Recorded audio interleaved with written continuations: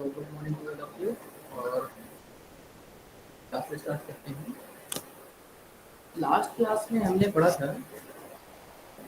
जो मार्केटिंग के एनवायरनमेंट हैं वो कौन कौन से हैं, मतलब कि वो फैक्टर जो हमारे मार्केटिंग स्ट्रेटजीज या मार्केटिंग स्ट्रेटजीज के डिसीजन को इन्फ्लुएंस करते हैं। तो उसमें हमने दो तरह के फैक्टर्स पढ़े थे मेन, दो कैटेगरी में डिवाइड करके, माइक्रो और मैक्रो। माइक्रो फैक्टर में क्या क्या होते हैं और मैक्रो फैक्टर में क्या क्या होते हैं, और वो कैसे इन्फ्लुएंस करते हैं हमारे ऑर्गेनाइजेशन को, बिजनेस को, जो हमारी मार्केटिंग से रिलेटेड स्ट्रेटजीज होती हैं। अब थोड़ा हम आज उसी के आगे चलते हैं और हम ये देखते हैं कि जो हमारा कंज्यूमर है उसकी बाइंग प्रोसेस क्या है। अब यहाँ पर हम ये जो भी डिस्कस करेंगे कुछ स्टेप्स हैं, यदि आप इनको स्टेप्स बोल लीजिए या प्रोसेस कह लीजिए या आप प्रोसीजर बोल लीजिए, ये क्वेश्चन कई तरह से पूछा जा सकता है। जैसे what is the consumer decision making process, या कंज्यूमर परचेजिंग डिसीजन, या कंज्यूमर बाइंग प्रोसेस। इस तरह से ये किसी भी तरह से ये क्वेश्चन पूछा जा सकता है। तो इसमें आपके 5 मेन स्टेप्स हैं। आपके जो हम ये बता रहे हैं उसमें आपके 5 को 6 भी दिए हुए 7 भी दिए हुए, लेकिन आपके मेन 5 हैं और इन्हीं पर आपका सारा का सारा कंज्यूमर डिसीजन मेकिंग प्रोसेस यहीं से होता है। ठीक? तो अब देखते हैं कि वो 5 स्टेप्स कौन कौन से हैं। और हाँ, एक चीज और याद रखिए कि जो ये आपके 5 स्टेप्स हैं हम इनको प्रैक्टिकली आपस में ही कनेक्ट करके इनको डिस्कस करेंगे और देखेंगे कि ये कैसे उसमें कनेक्ट होते हैं, क्योंकि ये कोई ऐसा प्रोसेस नहीं है जो कि थ्योरेटिकली हो। ये वो प्रोसेस जो प्रैक्टिकल है, हम और आप लोग इसको अपनी प्रैक्टिकल लाइफ में इसको एग्जीक्यूट करते हैं। हम इसको अपनी प्रैक्टिकल लाइफ में इसको एग्जीक्यूट करते हैं और ये हम डेली रूटीन इसको एक्सपीरियंस भी करते हैं इस प्रोसेस को। ठीक? ये 5 स्टेप एक एक करके हम डिस्कस करेंगे और इसको आप ये मत समझिए कि आप एज ए सब्जेक्ट पढ़ रहे हैं, आप इसको ये समझिए कि आपकी प्रैक्टिकल में एक ऐसा इवेंट है जो आप कभी ना कभी करते हैं या अक्सर करते रहते हैं। क्योंकि मार्केटिंग आपकी डेली रूटीन लाइफ से कनेक्टेड है। जैसे ही अगर आपकी कोई रिक्वायरमेंट अगर होती है, वहीं से जहाँ से आपकी रिक्वायरमेंट ही वहीं से मार्केटिंग का स्टार्ट हो जाता है। क्योंकि मार्केटिंग की डेफिनेशन यही कहती है कि आपकी जो रिक्वायरमेंट, नीड या वांट है उसको फुलफिल करके जो ऑर्गेनाइजेशन अपने ऑब्जेक्टिव को अचीव करता है, वही मार्केटिंग है। ठीक? तो देखिए हम एक एक स्टेप, सबसे पहला स्टेप है आपका रिकॉग्निशन ऑफ द प्रॉब्लम और नीड। जो आपका कंज्यूमर डिसीजन मेकिंग प्रोसेस या कंज्यूमर बाइंग प्रोसेस, उसका सबसे पहला स्टेप है रिकॉग्निशन ऑफ प्रॉब्लम और नीड। तो अब यहाँ पर अगर हम बात करें तो रिकॉग्निशन ऑफ प्रॉब्लम का मतलब ये नहीं है कि कोई प्रॉब्लम या इशू है। प्रॉब्लम का मतलब यहाँ पर आपके रिक्वायरमेंट्स है। प्रॉब्लम का मतलब यहाँ पर आपकी रिक्वायरमेंट्स है। सो स्टेप फर्स्ट कहता है कि the recognition of the particular problem और need, and here the buyer has a need to satisfy or a problem that needs solving, and this is the beginning of the buyer decision process। मतलब कि आपकी जो problem, issue या requirement जो भी है उसको आप सॉल्व करना है। ठीक? उसको आपको सॉल्व करना है। अब हम इसको एग्जाम्पल से थोड़ा एक लेते हैं।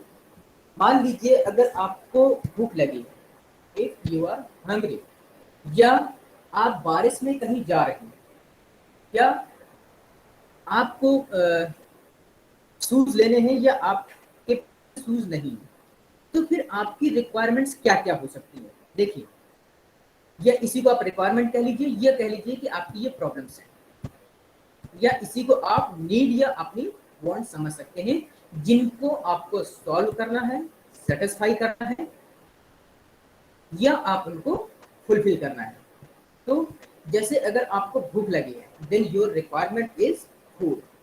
अगर आपको if you are hungry then your requirement is food. आपकी प्रॉब्लम क्या है कि कहीं से खाना आपको मिल जाए, then you can fulfil your hunger, you can satisfy your requirement, that is your hunger.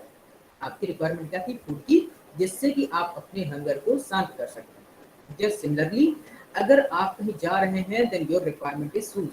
आपके पैरों में अगर शूज या स्लीपर नहीं है, तो अगर आप कहीं जा रहे हैं then your requirement is shoes. तो आपकी प्रॉब्लम क्या है कि आपके पास शूज नहीं है, अब आपको कैसे उसको सेटिस्फाई करना है। And if you are going in rain, अगर आप रेन में हैं, बारिश हो रही है, आपको कहीं जाना है, then what is your requirement? Your requirement will be umbrella. आपकी रिक्वायरमेंट होगी एक अम्ब्रेला की। तो ये मैंने कुछ ऐसे एग्जांपल्स दिए हैं जो आपकी प्रॉब्लम को रिकॉग्नाइज करते हैं, ठीक है ना। तो कस्टमर का सबसे पहला काम है अपनी रिक्वायरमेंट को फुलफिल करना या अपनी प्रॉब्लम को सॉल्व करना। जैसे जब आप पढ़ रहे हैं, यहाँ पर आपने पैसा दिया है, आपने यहाँ पर पैसा दिया है, किस लिए? ताकि आप पढ़ें। ये आपकी प्रॉब्लम क्या है? Do you want degree?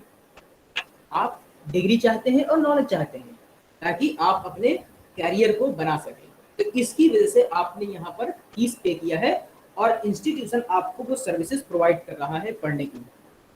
Institution आपको पढ़ाने की सर्विसेज प्रोवाइड कर रहा है। तो जो requirement is your career growth, for which you have to require knowledge और डिग्री।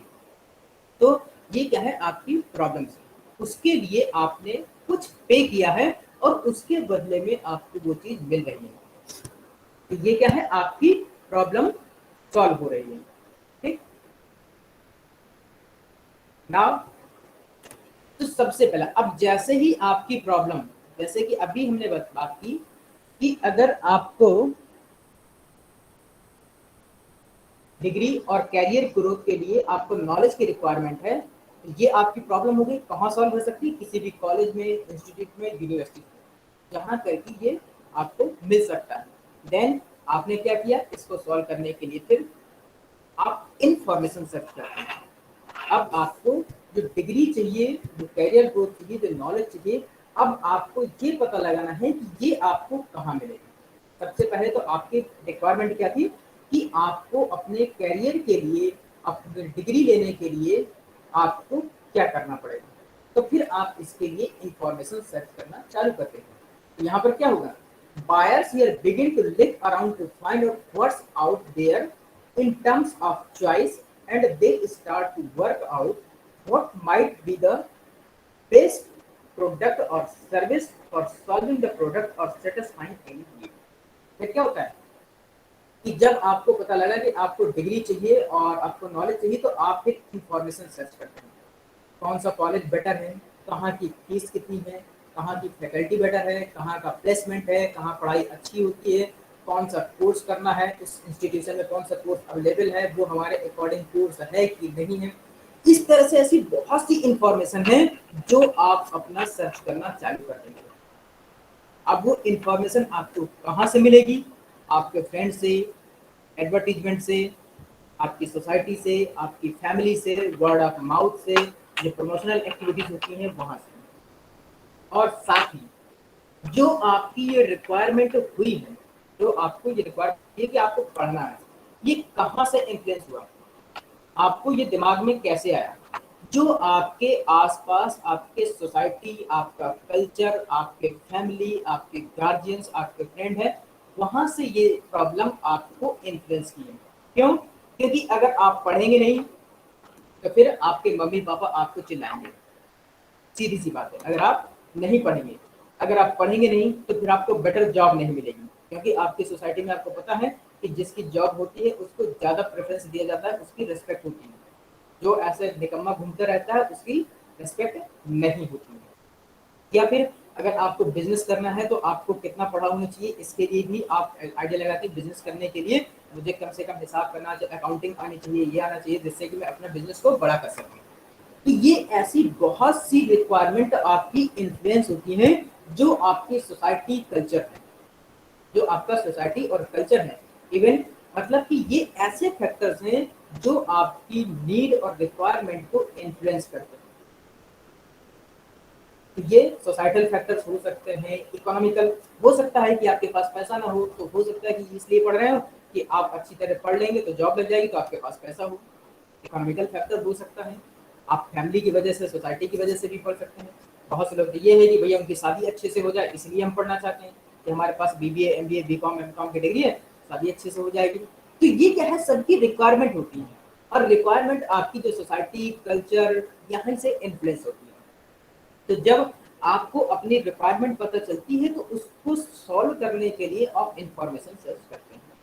तो ये सेकंड स्टेप में आपको क्या है, जैसे आपको कोई भी प्रोडक्ट लेना होता है, मान लीजिए अगर आपको एक मोबाइल लेना है, आईफोन, तो फिर आप कहीं ना कहीं से एडवर्टीजमेंट से या इंटरनेट पर या किसी फ्रेंड से जो ऑलरेडी उसको ले चुका हो या किसी न्यूज़पेपर से आप वहां से इंफॉर्मेशन सर्च करते हैं, क्या कौन सा आईफोन अच्छा है, आपको किस कॉन्फ़िगरेशन का चाहिए, उसकी प्राइस कितनी है, वो आपके बजट में फिक्स होगा कि नहीं होगा।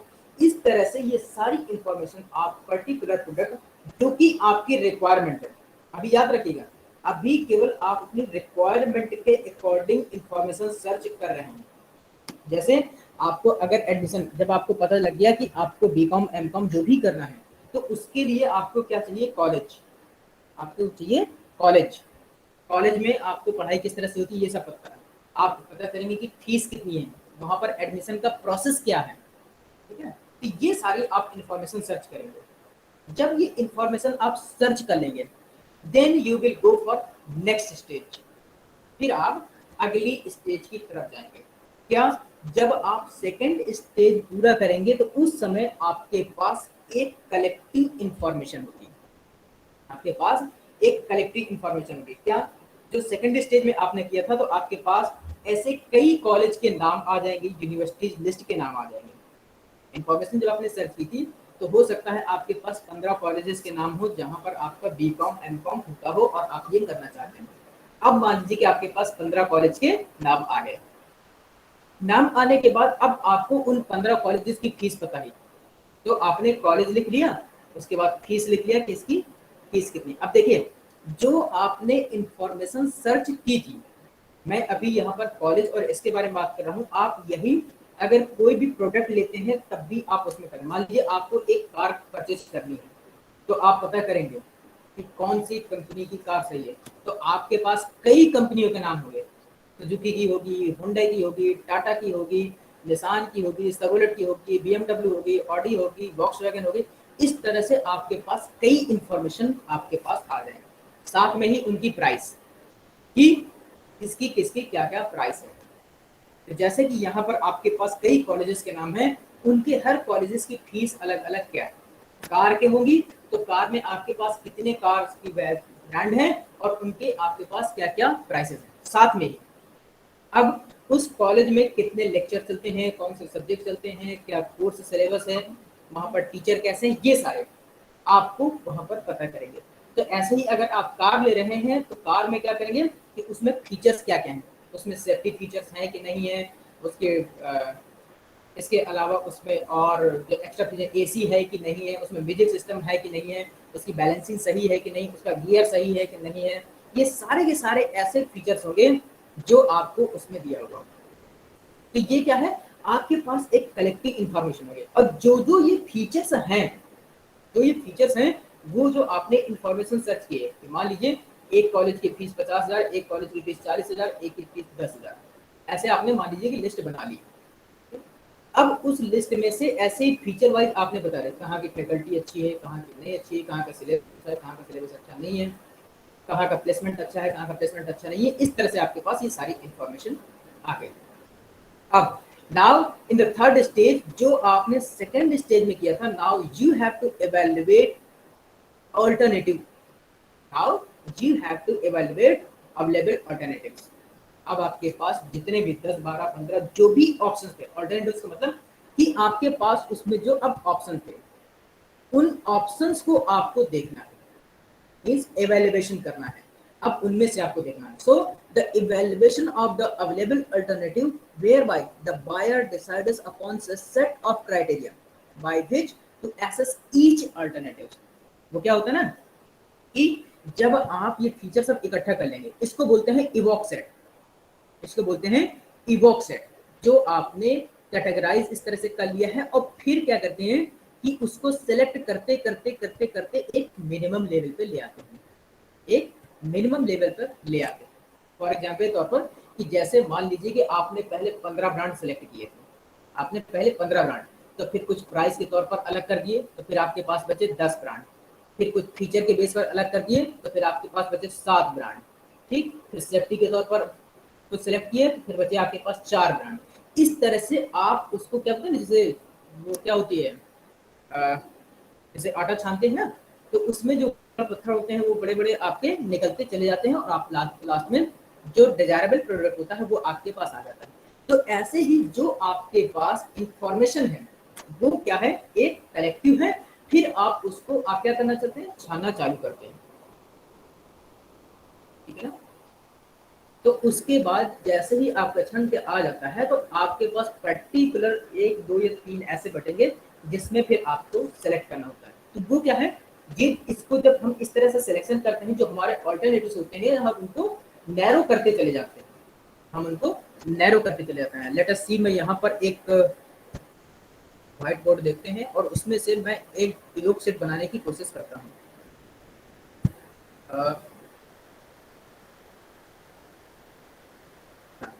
ये देखिएगा, यहाँ पर मैं एक व्हाइट बोर्ड है और यहाँ पर मैं एक इवोक सेट बना रहा हूँ।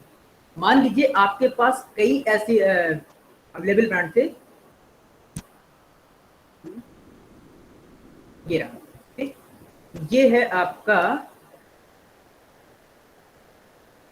बीच में खटपट ना करें ताकि मैं थोड़ा सा अच्छे से बना सकूं।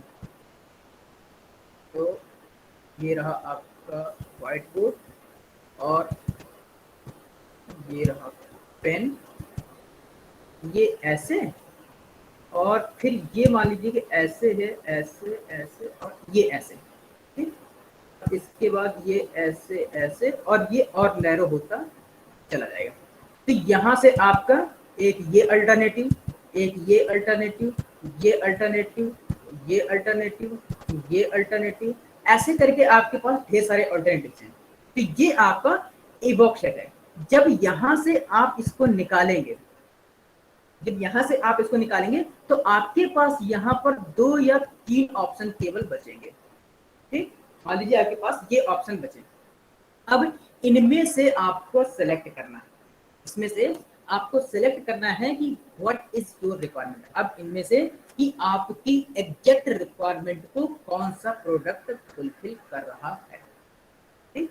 तो आप उसको क्या करेंगे, सेलेक्ट कर लेंगे, आप उसको सेलेक्ट कर लेंगे। ये रहा आपका इवैल्यूएशन ऑफ अल्टरनेटिव।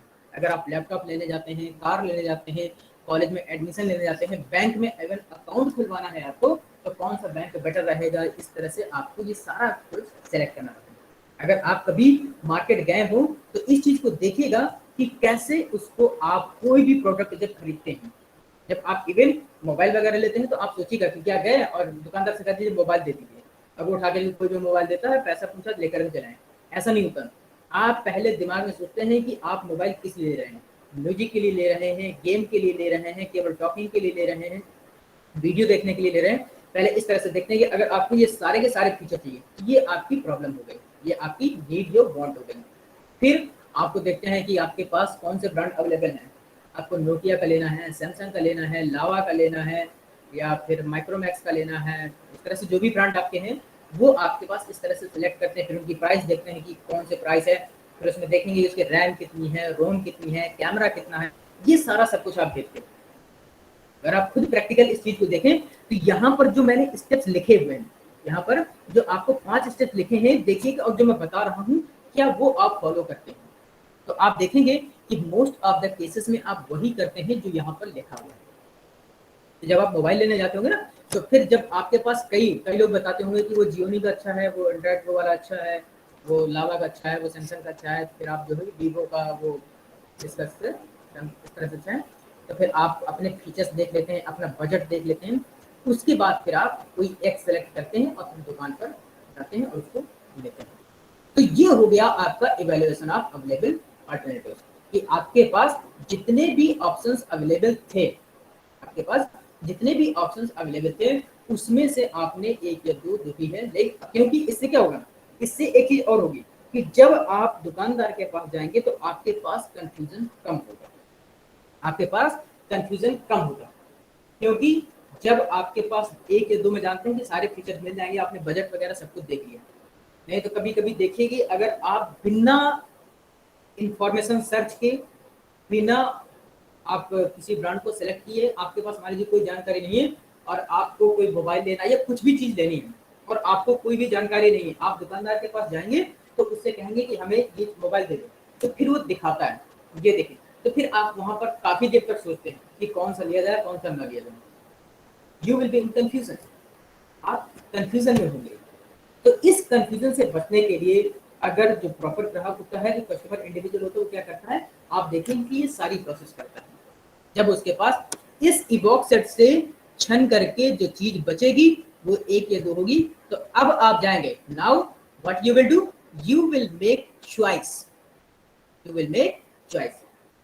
अब क्या है, अब आपको डिसीजन बनाना है, अब आपको डिसीजन बनाना है।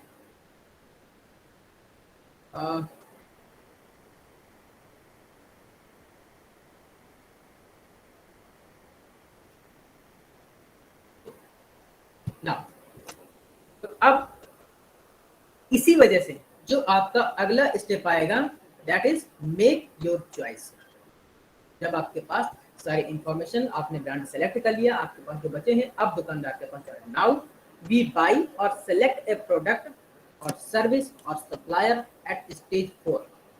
Individuals or teams of buyers make the final choice of what to buy and from whom to buy it।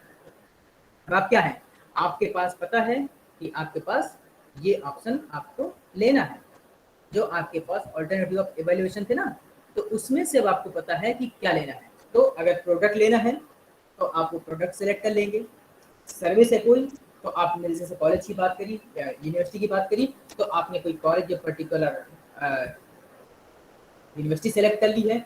इसी तरह से अगर आप इंस्टीट्यूशनल बायर हैं, मतलब कि इंडस्ट्री या ऑर्गेनाइजेशनल बायर हैं और आपको रॉ मटेरियल बल्क में चाहिए, तो आप फिर सप्लायर भी सेलेक्ट कर सकते हैं।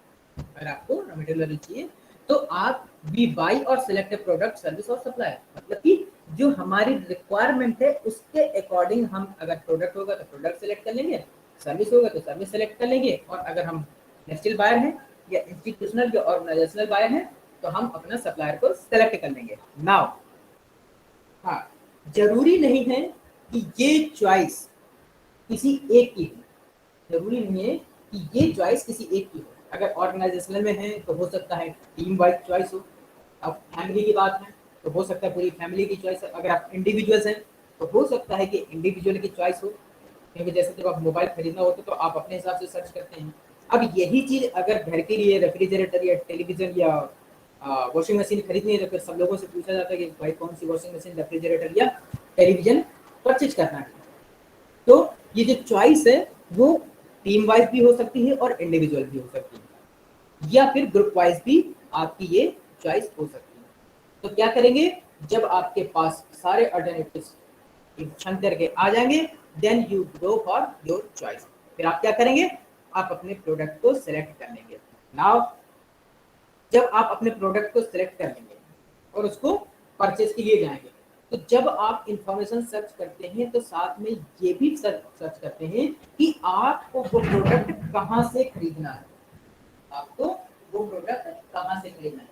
जैसे इस समय आपके पास online, offline, retail outlet, mall, बहुत से ऑप्शंस अवेलेबल होते हैं, आपके पास बहुत से ऑप्शंस अवेलेबल होते हैं। तो जब आप इंफॉर्मेशन सर्च करते हैं और उसकी प्राइसेस देखते हैं, जब आप इंफॉर्मेशन सर्च करके प्राइसेस उसकी देखते हैं, तो आप जिस ऑप्शन के पास, मतलब कि जहां से उसको परचेज करने जाएंगे, तो वहां पर देखेंगे कि आपके पास कई ऑप्शंस होते हैं प्राइसेस के लिए, क्योंकि आपने पहले इंफॉर्मेशन में प्राइसेस वगैरह सर्च की हैं। तो ऑनलाइन का प्राइस अलग होगा, हो सकता है मॉल का वहां पर जाए प्राइसेस अलग होगा, रिटेल आउटलेट का प्राइस अलग होगा। तो आपको कहां से वो प्रोडक्ट परचेज करना है, to whom you have to buy that product, आपको वो प्रोडक्ट किससे खरीदना है, आपको ये चॉइस बनानी है, अगर ऑनलाइन और ऑफलाइन। अगर ऑफलाइन खरीदनी है तो दुकानदार कौन सा है, इस तरह से डीलर से खरीदनी है, दुकानदार से खरीदना है, कहाँ से खरीदना है, आप उसको आप परचेज कर सकते हैं। ठीक, तो ये चौथे स्टेप में आप वहां पर उसको प्रोडक्ट को परचेज कर लेते हैं। अब देखिएगा, जो आपने इंफॉर्मेशन सर्च की थी आपके पास अब प्रोडक्ट आ गया, मतलब कि आपने जो कैंपस सिलेक्शन किया था आपने उसमें फीस पेमेंट की, अब आपने एडमिशन ले लिया। अब आपने एडमिशन ले लिया, साथ में ही अगर कार खरीदनी थी तो आपने हुंडई की कोई कार लेनी थी तो हुंडई की मान लीजिए सेलेक्ट किया था, तो आपने उसको सेलेक्ट करके उसको परचेज कर लिया। या शूज खरीदना था तो आपने रिबॉक के शूज खरीद लिए। ये एग्जाम्पल के तौर पर है बता रहे हैं, मतलब कि जब आप अपना इंफॉर्मेशन सर्च करके एवेल्युएट करके डिसीजन कर लेते हैं और जब उसका पेमेंट कर देते हैं, now your choice is complete. अब जो आपकी रिक्वायरमेंट थी वो फुलफिल हो गई है, जो आपकी रिक्वायरमेंट थी वो फुलफिल हो गई है। अब जैसे ही हमारे यहाँ का एक सिस्टम और होता है, मोस्टली हमारे यहाँ के क्या हर जगह का जब बाइंग प्रोसेस होती है, तो जब हम खरीदने कोई भी चीज जाते हैं तो हम दुकानदार से ये पूछते हैं कि कितने दिन चलेगी, ये कितने दिन चलेगी, मीन्स इसकी गारंटी क्या है, इसकी वारंटी क्या है, क्या कितने दिन चलेगी।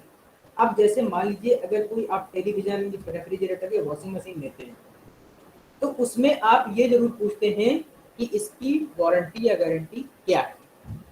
वो है आपका ये कि अगर हम इसको अभी परचेज कर लेते हैं, अगर इन फ्यूचर कभी इसमें कोई प्रॉब्लम होगी तो भाई आप उसके जानकार तो है नहीं, तो उसमें आपको दोबारा दुकानदार के पास जाना पड़ेगा। अब अगर ऐसे वो कई बार खराब हुआ तो उसको तो आपको हो सकता है उसकी प्राइस से ज्यादा तो आप उसकी रिपेयरिंग में पैसा खर्च कर दें। तो आप ये भी कंफर्म करना चाहेंगे कि मेरे परचेज करने के बाद कितने दिन तक मैं इसमें टेंशन फ्री रह सकता हूँ, that is your post purchase evaluation. जो आपने प्रोडक्ट खरीद लिया है, जो आपने प्रोडक्ट उसको परचेज कर लिया है, अब आप उसको कितने दिन तक टेंशन फ्री इस्तेमाल कर सकते हैं। मीन्स कि अगर आपने उसको खरीदा है तो ऐसा तो नहीं कि अगर तुरंत खराब हो जाए तो फिर दुकानदार कहते हैं मैंने तो बेच दिया, खत्म हो गया। So the process continue when the product और service is being consumed by the individual और बिजनेस। तो मार्केटिंग का ये फंडा है कि अगर आपने प्रोडक्ट बेच दिया तो वहीं से उसका प्रोसेस का एंड नहीं होता। उसको क्या है, अगर हमें CRM, कस्टमर रिलेशनशिप मैनेजमेंट, अगर उसको हमें मेंटेन करना है तो हमें क्या करना पड़ेगा, हमें कस्टमर को अपने प्रोडक्ट या सर्विस की कंजम्पशन के बाद भी उससे ज्वाइंट रहना है। इसका हम आगे और पढ़ेंगे, जब एडवर्टीजमेंट वगैरह होता है ना उसमें हम आगे इसको देखेंगे। क्यों, क्योंकि अगर मान लीजिए कि हमने एक प्रोडक्ट अभी सेल किया, मैं एक कोई मार्केटर हूँ, मैंने किसी एक को ये प्रोडक्ट सेल किया और वो अगले दिन खराब हो गया और मैंने उसको मना कर दिया कि भाई अब मैं इसमें कुछ नहीं कर सकता, तो वो अगली बार अपना तो दोबारा मेरी दुकान में कभी आएगा ही नहीं, साथ में ही कम से कम 10 लोगों को और बताएगा कि भाई वहां से वो प्रोडक्ट मत लेना, क्योंकि वहां पर वो दुकानदार अच्छा नहीं है, वो प्रोडक्ट सही नहीं देता। तो इस वजह से जो पोस्ट परचेज बिहेवियर है, आप देखेंगे कि इस समय जो कंपनीज हैं वो फीडबैक फॉर्म लेती हैं, वो फीडबैक लेती हैं। ऐसा नहीं कि उन्होंने अगर प्रोडक्ट बेच दिया तो उसके बाद उनकी ड्यूटी खत्म। तो क्या करेंगे, वो ये करते हैं कि अब आपसे कस्टमर से फीडबैक लेते हैं, क्योंकि अब कंपटीशन बहुत ज़्यादा बढ़ गया है। कंपटीशन इतना ज़्यादा बढ़ गया है कि कस्टमर्स, किसी एक कस्टमर्स को अपने प्रोडक्ट के लिए उसको रोक के रखना बहुत मुश्किल काम है। हमने ये पीछे भी पढ़ा है कि जो कंज्यूमर प्रेफरेंस और टेस्ट हैं वो डायनामिक होते हैं और चेंज होते रहते हैं, तो डायनामिक होते हैं और चेंज होते रहते हैं। तो कोई भी कंपनी नहीं चाहेगी कि उसका कोई भी कस्टमर हो वो उसको छोड़ दे। तो इसी वजह से देखिएगा कि अगर आप किसी पर्टिकुलर कंपनी के जैसे कोई रेगुलर कस्टमर बन जाते हैं, अगर आप उसके रेगुलर कस्टमर बन जाते हैं तो फिर कंपनी कभी कभी आपको बेनिफिट्स भी देती है। कंपनी कभी कभी आपको बेनिफिट्स भी देती है। हो सकता है जैसे कोई फेस्टिवल आ गया तो वहां पर आपको कोई गिफ्ट दे दे या कोई ऑफर दे दे, इस तरह से वो किस लिए करती है, ताकि आप उस कंपनी के प्रोडक्ट को ना छोड़ पाए। तो पोस्ट परचेज बिहेवियर में आपका क्या आएगा, कि जो आपने प्रोडक्ट लिया है उसके बाद भी जो मार्केटर है आपसे कनेक्टेड है, मार्केटर आपसे कनेक्टेड रहे, जिससे कि उसका जो सीआरएम है वो बना रहे, कस्टमर रिलेशनशिप मैनेजमेंट है वो आपका बना रहे। ठीक, तो ये आपका पूरा कंज्यूमर डिसीजन मेकिंग प्रोसेस है। ये आपका किस तरह से हम लोग किसी भी प्रोडक्ट को या सर्विस को जब लेते हैं तो हम किस किस स्टेज से जाते हैं। अब अगर आप अपनी प्रैक्टिकल लाइफ में इसको अभी अगर सोचेंगे तो आप देखेंगे कि यही करते हैं। तो सोचिए कि क्या अब से पहले कभी आपने इस चीज पर गौर किया था कि जब आप खरीदने जाते हैं तो जो आपके दिमाग में प्रोसेस चलती है तो वो किस तरह की हो सकती है, उसको हमने क्या किया, एक डायग्राम के फॉर्म में यहाँ पर रिप्रेजेंट कर दिया है जो आपकी प्रोसेस है। तो ये कोई बहुत अलग तो है नहीं, वो वही चीजें है जो हम यहाँ पर करते हैं। ये केवल हमारे दिमाग और क्रिएटिविटी की बात है कि हमने इसको एक फ्रेम में यहाँ एक डायग्राम में बना करके लिख दिया है। तो ये कंज्यूमर बाइंग डिसीजन प्रोसेस इस तरह से आपको ये 5 स्टेजेस में कंप्लीट होता है। लेकिन साथ ही इसको जो फैक्टर्स इन्फ्लुएंस करते हैं, अब जैसे हमने यहाँ पर बात की थी सर्च फॉर इंफॉर्मेशन और इवेल्युएशन ऑफ अल्टरनेटिव और फिर मेक योर चॉइस। ठीक, ये 3 स्टेप में, ये 3 स्टेप में, या यहाँ के जो शुरू ऊपर रिकॉग्निशन ऑफ प्रॉब्लम, ये तो आपकी जेन्युइन होगी, कोई भी होगा। तो ये जो बाकी के 3 स्टेप्स हैं इसमें आपके ऐसे बहुत से फैक्टर्स इंक्लूड होते हैं जो क्या करते हैं, इन्फ्लुएंस करते हैं, जो इन्फ्लुएंस करते हैं आपके परचेजिंग डिसीजन को। जैसे फॉर एग्जाम्पल के तौर पर मानिए,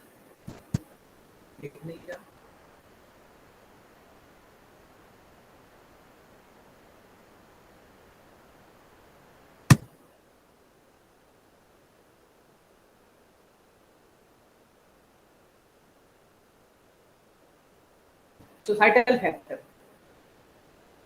मैं व्हाइट बोर्ड निकालता हूँ, एक सेकंड।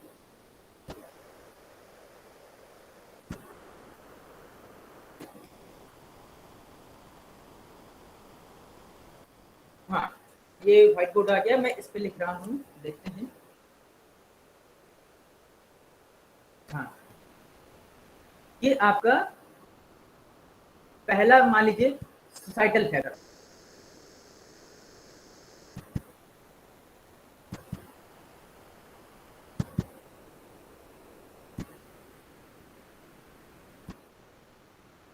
लिखते नहीं बंदा, सोसाइटल फैक्टर। फिर इसके बाद होते हैं कल्चरल फैक्टर, इसके बाद आपके family, reference group, promotional activities, economical factor, technological factor. ये ऐसे बहुत से फैक्टर्स हैं जो आपके जो परचेजिंग डिसीजन होता है उसको इन्फ्लुएंस करते हैं। अब यहाँ पर अगर हम बात करें तो ये फैक्टर्स हैं, जब हम फैक्टर की बात करते हैं तो इसमें जो सबसे ज्यादा इन्फ्लुएंस करते हैं आपके इंटरपर्सनल फैक्टर खुद के होते हैं, वो खुद के फैक्टर। जैसे आपका सबसे पहला परसेप्शन, आपकी परसेप्शन का मतलब आपकी खुद की थिंकिंग, क्योंकि आप किस एनवायरनमेंट में हैं, किस कल्चर में हैं, उसी अकॉर्डिंग आपकी थिंकिंग और परसेप्शन होते हैं। तो आपके थिंकिंग आपके परचेजिंग डिसीजन को इन्फ्लुएंस करती है, दैट इज परसेप्शन, आपकी सोच। इसके बाद मोटिवेशन, कोई आपको किस तरह से इन्फ्लुएंस कर सकता है, के लिए भी हमारे पास, जब हम 5th सेमेस्टर में पढ़ेंगे कंज्यूमर बिहेवियर, तो उसमें हमारे पास कई थ्योरीज हैं, उसको हम पढ़ेंगे। मोटिवेशन मतलब कभी कभी ये होता है ना कि हो सकता है कि आपने कुछ डिसीजन और लिया हो और किसी और के कहने से, आप किसी और के कहने से अपना डिसीजन चेंज कर देते हैं। तो फैमिली हो सकती है, आपका फ्रेंड हो सकता है, या कोई लीडर हो सकता है, या कोई एक्टर हो सकता है जिसको देख करके आप इन्फ्लुएंस होते हो। तो ये क्या है, आपको इन्फ्लुएंस करते हैं। कल्चरल फैक्टर, आप किस कल्चर से बिलोंग करते हैं, वो भी आपके जो परचेजिंग डिसीजन है उसको इन्फ्लुएंस करता है। टेक्नोलॉजिकल फैक्टर, जैसे अभी हमने मोबाइल और कार की बात की थी, तो देखेंगे कि टेक्नोलॉजी एडवांस्ड है कि नहीं है, उसमें कौन सी टेक्नोलॉजी, जब आप लेने जाते हैं ना तो फिर उसमें देखते हैं कि इसमें कौन सा ऑपरेटिंग सिस्टम है, मार्शमैलो है, जेली बीन है, ये कौन सा है, एंड्रॉइड का है, ये इस तरह से वर्जन कौन सा है, 8 पॉइंट है, 10 पॉइंट है। इस तरह से आप टेक्नोलॉजिकल इनपुट, ये भी आपके परचेजिंग डिसीजन को इन्फ्लुएंस करता है। तो ऐसे बहुत से फैक्टर्स होते हैं जो आपके इस पूरी डिसीजन मेकिंग में आते हैं और इन्फ्लुएंस कर सकते हैं। ठीक, तो ये आपका पूरा कंज्यूमर डिसीजन मेकिंग प्रोसेस हो गया। अब यहाँ तक अगर किसी की समझ में कोई चीज़ ना आई हो तो पूछ सकता है। साथ ही सभी लोग अपना नाम मैसेज बॉक्स में लिख दीजिएगा प्लीज। जिन लोगों ने लिख दिया है उनको छोड़ करके बाकी जिन लोगों ने नहीं लिखा है वो लोग अपना लिख दीजिएगा प्लीज। नाम बहुत कम लोगों ने लिखा है, मैं अभी नाम एक एक करके बुला रहा हूँ। जिनका लिखा है, जो मैं नाम बुला रहा हूँ उसके अलावा जितने भी लोग हैं बाकी लिख दीजिएगा। जो मैं बोल रहा हूँ उसके अलावा लोगों को लिखना है।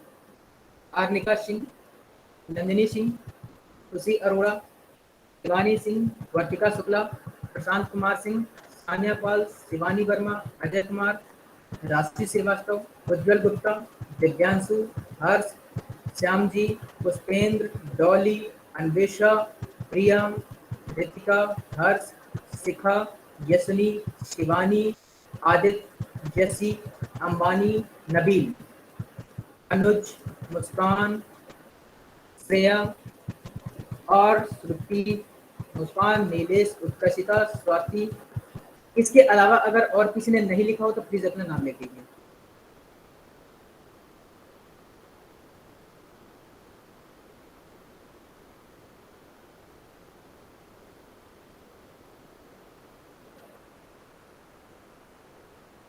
कल्पना, मेरे ख्याल से सर कल्पना गौतम ने नहीं लिखा।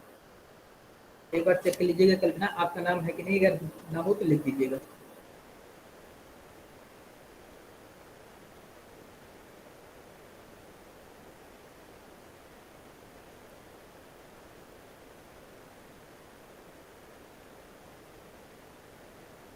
उज्जवल का भी नहीं लिखा। उज्जवल आप भी अपना नाम लिख दीजिएगा प्लीज।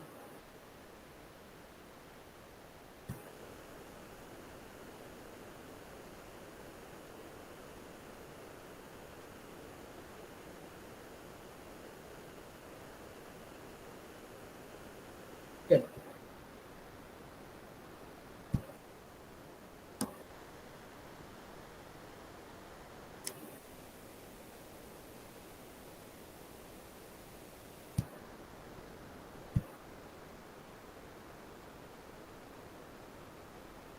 तो